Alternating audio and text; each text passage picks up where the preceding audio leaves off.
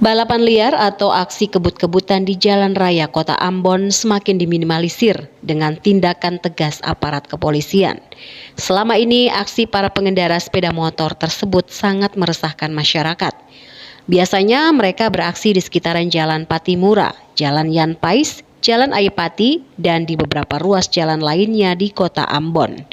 Tindakan tegas aparat kepolisian dengan melakukan tindak tilang di tempat dan menyita kendaraan.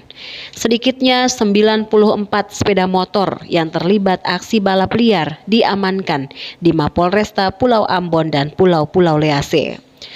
Kasih Humas Polresta Ambon, Ibda Janet Luhukai menjelaskan, sejumlah kendaraan roda 2 tersebut diamankan bukan saja karena terlibat aksi kebut-kebutan di jalan raya, tetapi juga pengendara tidak memiliki kelengkapan surat serta penggunaan knalpot yang tidak sesuai.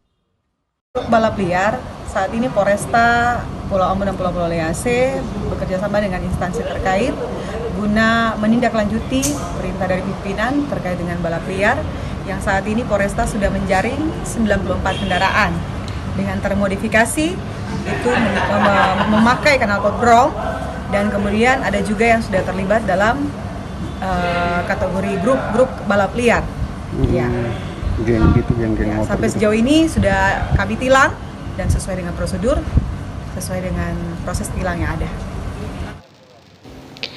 Setiap Sabtu malam, aparat kepolisian melakukan razia di sejumlah titik jalan terhadap para pengendara roda 2 yang tidak mematuhi aturan lalu lintas, termasuk penggunaan helm.